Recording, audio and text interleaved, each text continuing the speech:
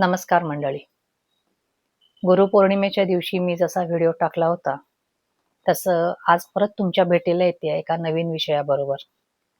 विषय हाच आहे, की सध्याचे जे काही आजार आपल्याला दिसतायत, एक वैद्य म्हणून मी जेव्हा समाजात पाहते, तेव्हा नवीन पिढी जे काही त्रास सहन करतीये किंवा ज्या काही प्रॉब्लेम्समधनं जातीये, ते आपल्याला मिलेनियल्सना किंवा त्याच्या आधीच्या लोकांना विशेष कळत नाहीये. आता ह्याचा सामाजिक मुद्दा मला बोलायचा नाहीये. आपला हा विषय आहे हा थोडासा आयुर्वेद आणि अध्यात्म ह्या दृष्टीनं आपण जात आहोत. तर त्याबद्दल विचार केला तर मला असं जाणवतं, की शरीर आणि मन हे आयुर्वेद सांगतो, की एकाच नाण्याच्या दोन बाजू असल्यासारखे असतं.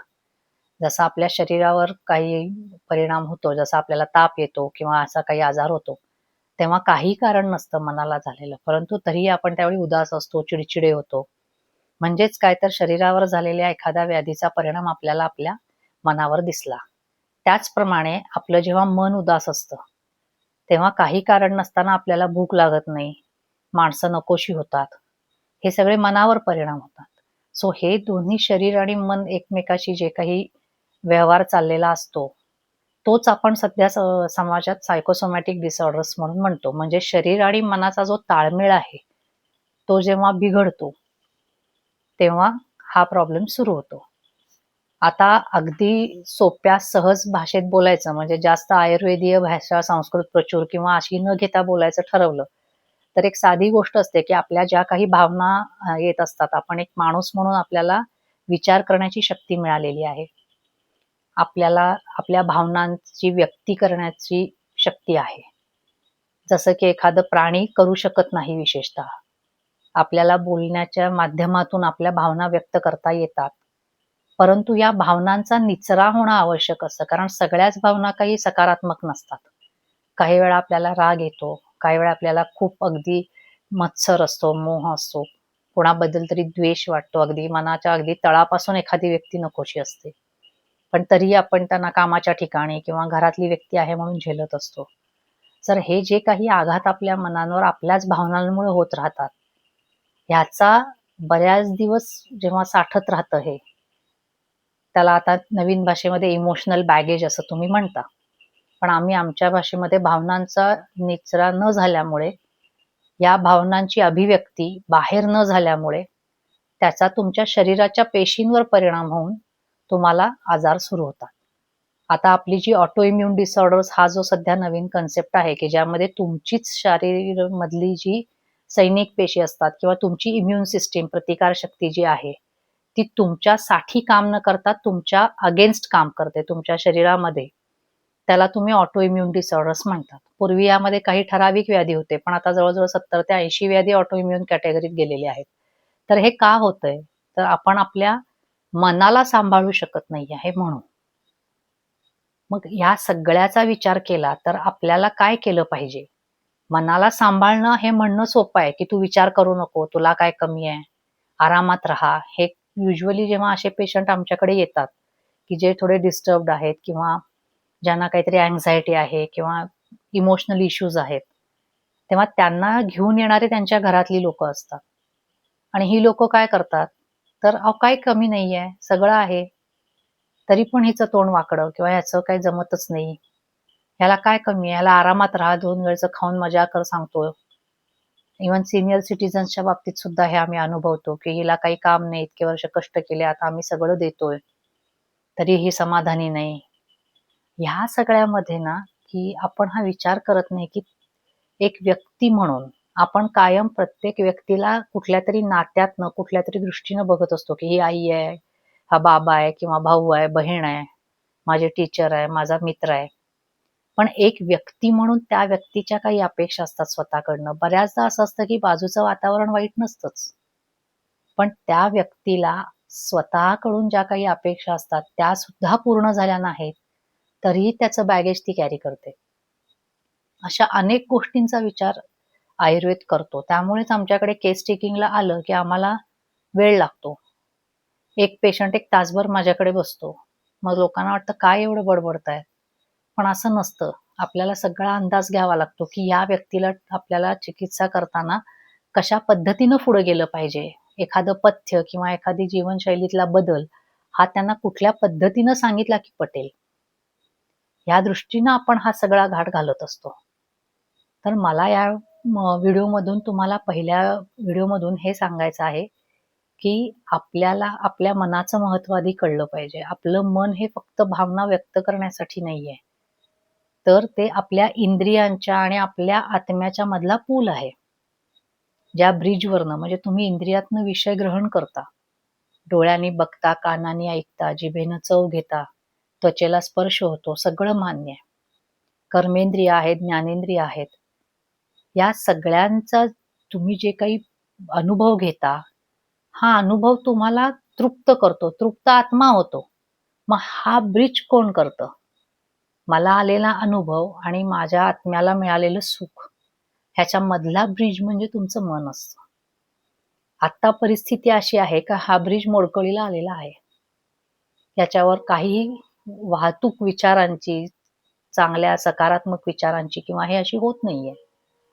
तर आपल्याला या मनाचा वेध घेण्याचं आहे पहिलं काम आहे, जेणेकरून आपल्याला पुढे जाऊन याचा शरीराशी कसा संबंध येतो आणि आपण ते सगळं कसं बॅलन्स करू शकतो हे कळेल. आता मन काय आहे? मनाचे गुण आहेत. आयुर्वेदामध्ये फर्स्ट इयरला तुम्हाला जेव्हा पदार्थ विज्ञान म्हणून विषय येतो, त्याच्यामध्ये आत्मा, मन, निद्रा असे वगैरे विषय यायचे आणि आम्हाला अतिशय कंटाळा यायचा. अरे काय बोर आहे, ह्याचा काय उपयोग आहे? पण प्रथम वर्षात तुम्हाला या गोष्टींचं इंट्रोडक्शन करून दिलेलं आहे, ओळख करून दिलेली आहे. म्हणजे आयुर्वेद किती डेप्थ विचार करतो हे यातनं कळतं. आज प्रॅक्टिस करताना हे मुद्दे अगदी महत्त्वाचे आहेत हे जाणवतं. तर आपण पहिला विचार करतोय तो आपल्या मनाच्या टोटल हेल्थ ऑफ माइंड या दृष्टीनं, की मन कसं सांभाळायचं, मन म्हणजे नक्की काय असतं.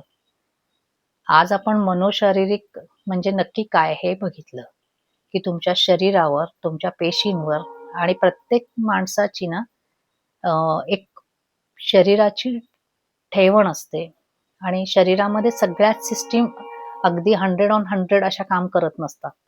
एखादी सिस्टीम जन्मतः वीक असते. एखादी आपल्या प्रोफेशनमुळं की वाऱ्यात फिरणं आहे, उन्हात काम करणं आहे, आगीजवळ काम करणं आहे, अशा काही कारणांनी बदललेली असते.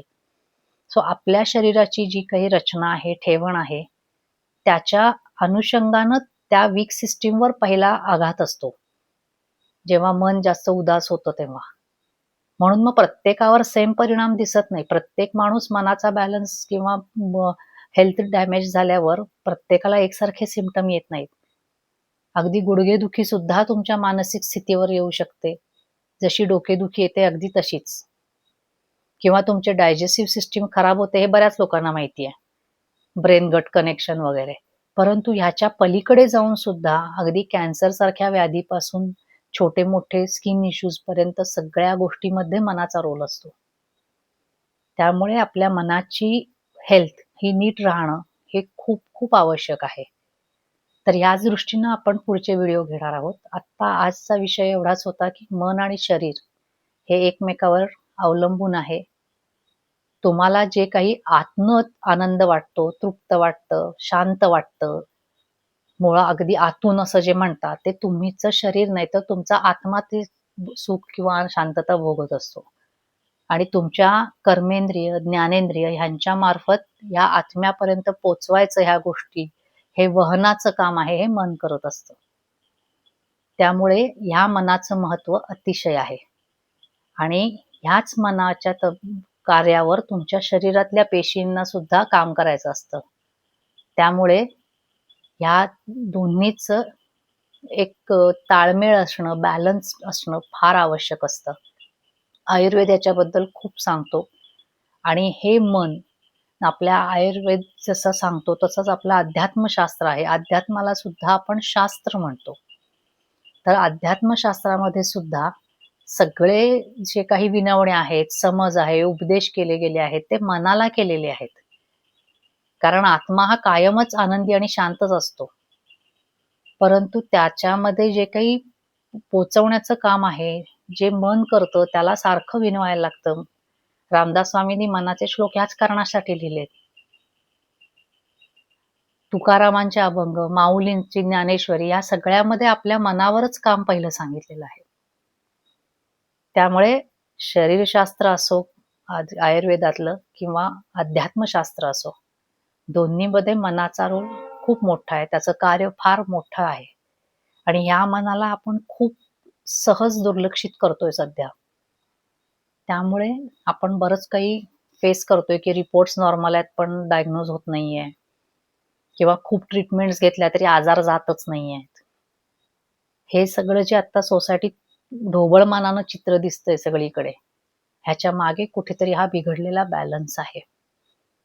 तर बाकीच्या आयुर्वेदिक ट्रीटमेंटबद्दल मी ह्या व्हिडिओजमध्ये जास्त बोलणार नाहीये.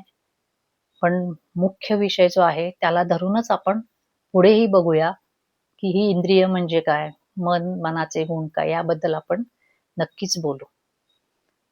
तर आवडला असेल व्हिडिओ तर नक्की लाईक करा, शेअर करा, सबस्क्राईब करा. तुमच्या ज्या कोणी लोक आहेत ज्यांना ह्याचा उपयोग होईल असं वाटतंय त्यांच्यापर्यंत अवश्य पोचवा. भेटूया पुढच्या भागात. नमस्कार.